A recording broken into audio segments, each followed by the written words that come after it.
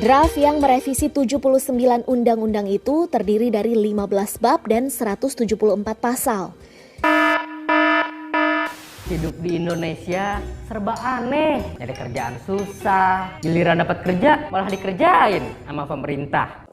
Loh, ini nih yang kalian tunggu-tunggu, Omnibus Law.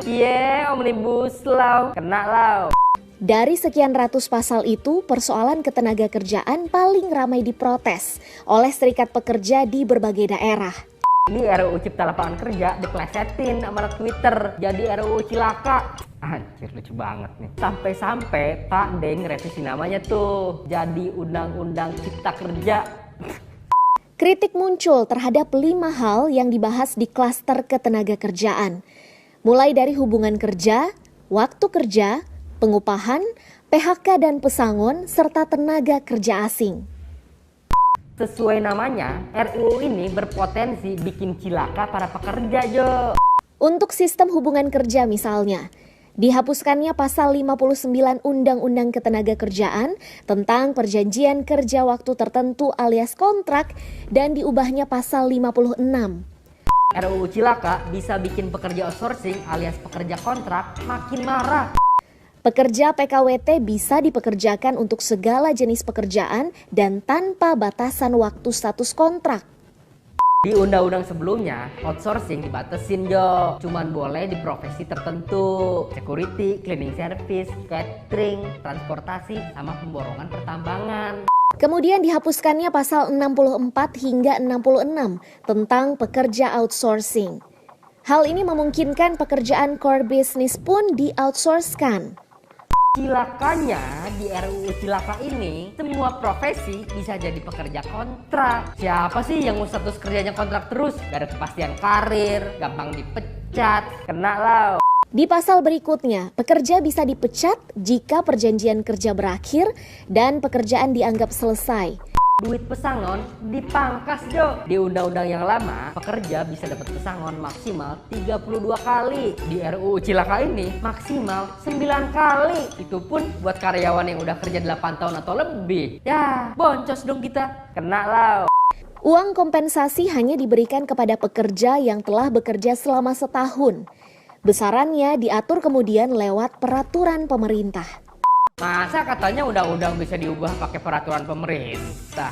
Terdengar seperti orde baru. Ini pada sekolah di mana sih? Kok peraturan pemerintah derajatnya lebih tinggi ketimbang undang-undang? Ketahuan jelas.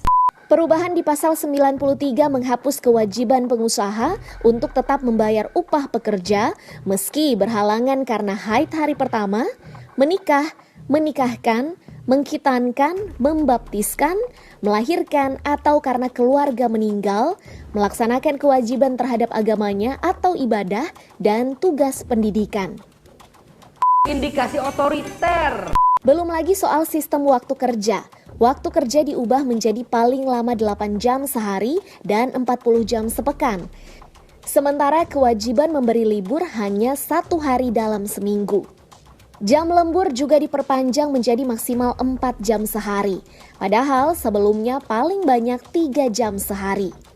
Buruh khawatir upah minimum dihapus. Soalnya dalam RUU Cilaka ini diberlakuin yang namanya upah per jam. Aduh, gimana ya? Ini tuh kayak ngilangin kepastian lu bawa pulang duit berapa. Ya karena upah minimum yang selama ini jadi batas bawah udah nggak wajib dipakai lagi. Aturan yang paling keras diprotes tentu soal upah karena menghapus upah minimum kota dan upah sektoral. Jangan dipukul rata, ntar semua perusahaan si anak udel. Lagian nih ya, seumpama pakai sistem upah minimum provinsi, itu tetap ngerugiin pekerja, Jo. Nih jadi gini nih, selain UMP, ada juga yang namanya UMK, upah minimum kabupaten atau kota. Masalahnya, UMP ini angkanya relatif lebih kecil ketimbang UMK. Padahal di beberapa daerah, upah minimum kota dan sektoral bisa lebih tinggi dari upah minimum provinsi. Kenaikan upah pun memungkinkan hanya berdasar pertumbuhan ekonomi tanpa mempertimbangkan inflasi.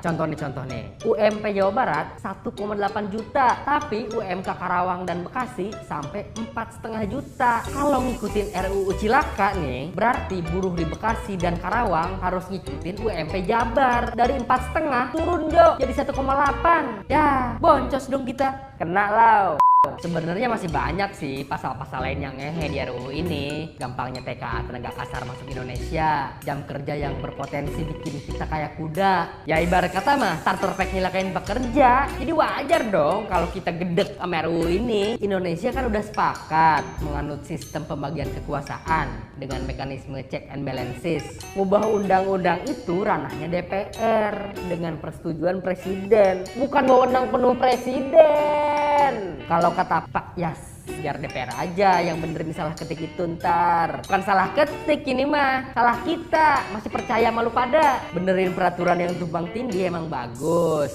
Tarik investasi juga nggak salah. Ya tapi jangan sunat hak-hak pekerja dong. Atur dah tuh gimana caranya biar investor senang, pekerja kenyang. Kan pekerja sama pengusaha juga saling membutuhkan. Pembahasannya juga jangan tertutup lagi lah. Libatin kita dong. Kan ntar yang kena dampak kami ini Pak. Ya intinya sih kita harus waspada aja. Lagian nih Pak Jokowi udah mempersilahkan buat kita ngekritik RUU Cilaka ini. Bahasan RUU ini nggak buru-buru. Jadi masih ada waktu nih buat kita buat ngulik RUU ini. Jangan sampai kita ribut-ribut soal pasal di atas. Ada pasal kontroversi yang nggak menguak justru lolos.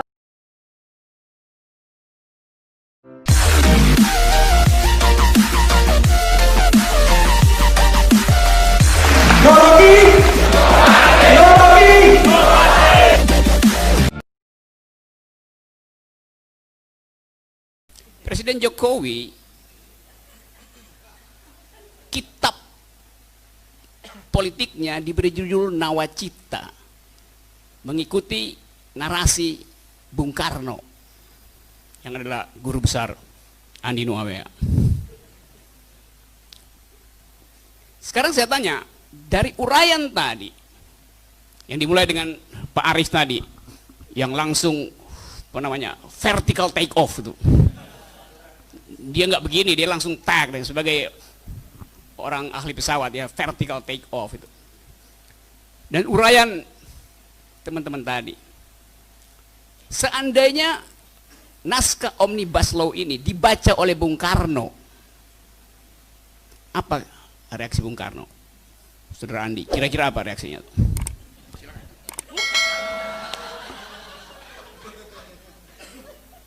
Itu pasti satu kata keluar dari enggak, diancuk.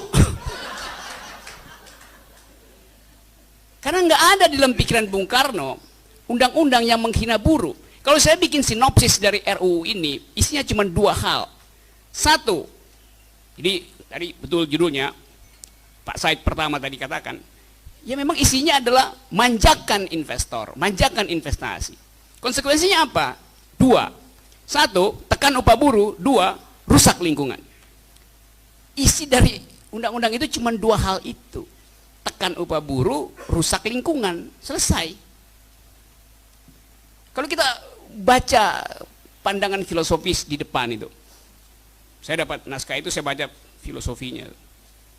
Dikatakan di situ bahwa undang-undang ini didasarkan pada pasal 27 konstitusi yang bunyinya setiap warga negara berhak atas pekerjaan dan penghidupan yang layak.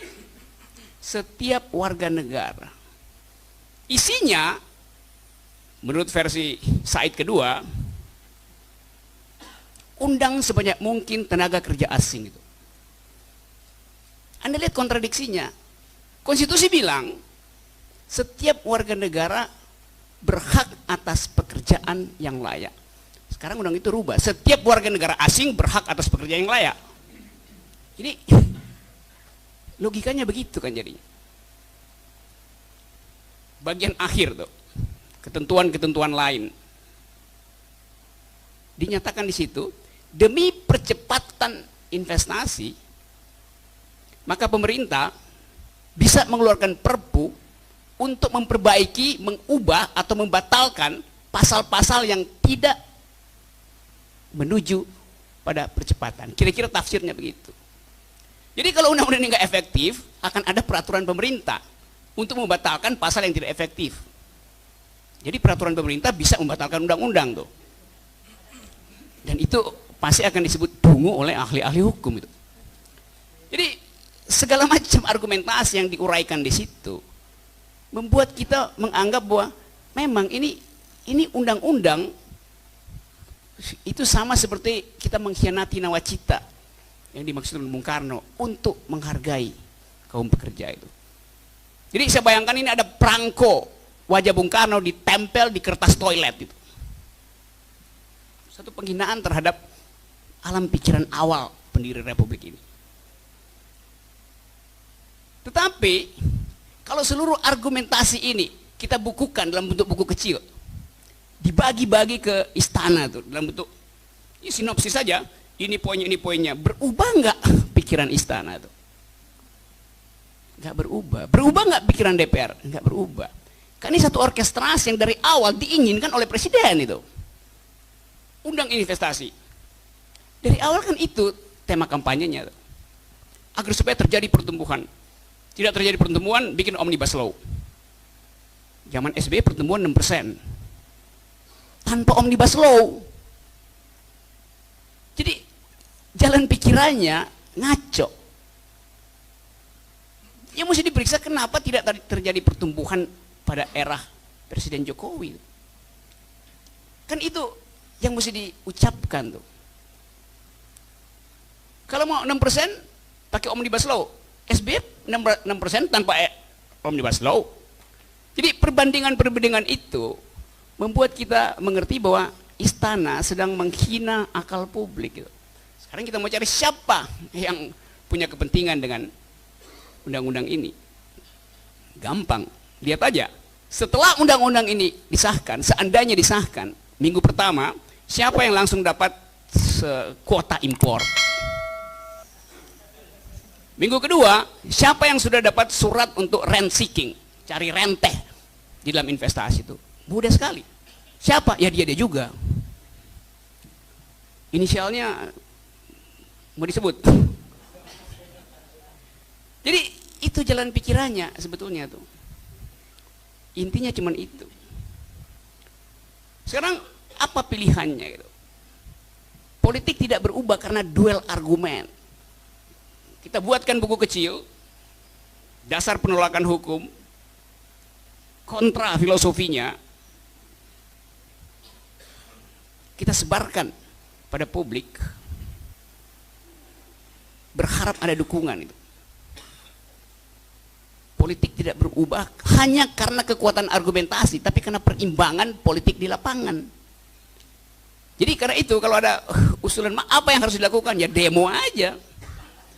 Dari segala macam kalkulasi, ini undang-undang yang menghina manusia, menghina kesejahteraan, menghina rasa keadilan itu. Saya baca 2-3 hari lalu, siapa namanya nih, penasehat staf khusus presiden bidang hukum perempuan, siapa namanya itu? Bukan.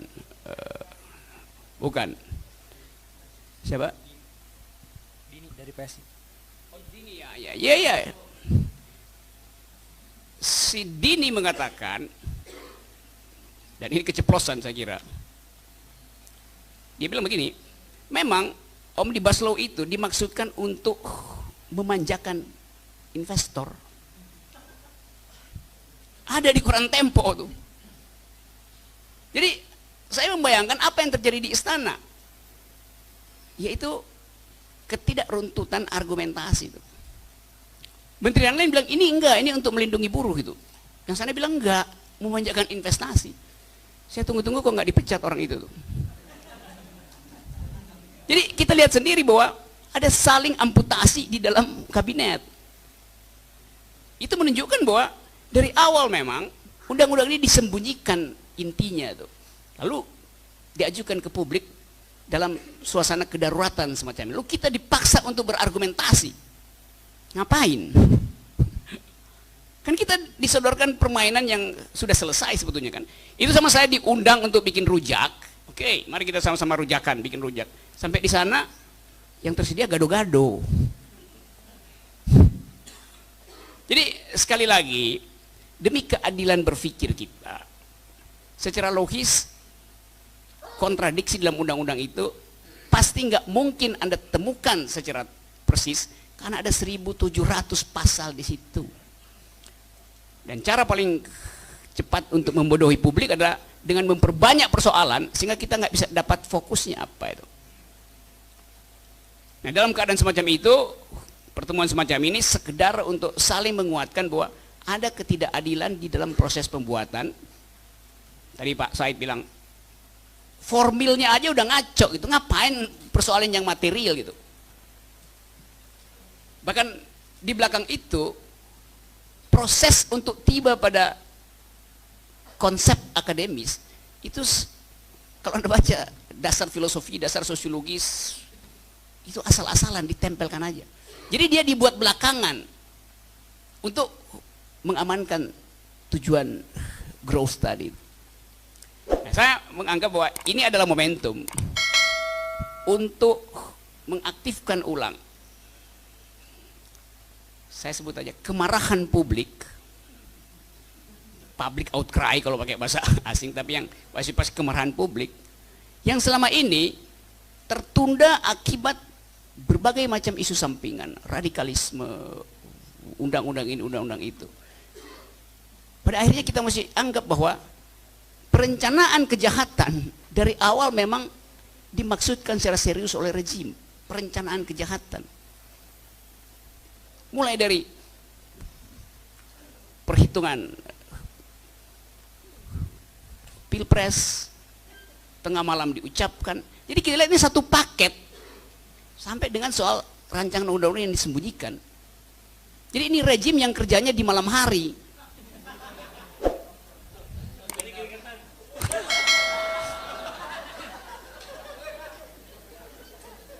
Oke, saya kira saya cuma mau rumuskan itu supaya kita nggak masuk di dalam kegembiraan palsu seolah-olah kalau kita udah kuat argumentasinya, maka kita mampu untuk mengucapkan pikiran alternatif pada rejim. Nggak ada, rejim itu tidak bisa dirubah dengan argumentasi. Rejim yang demokratis bisa dirubah dengan argumentasi. Rejim yang tidak demokratis harus diubah dengan konfrontasi. Terima kasih.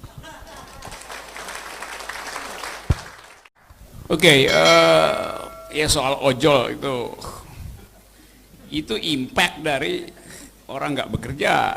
Jadi udah nggak bekerja, pergi ke ojol, sekarang ojolnya nggak boleh gitu. Itu satu paket aja dengan cara berpikir rejim.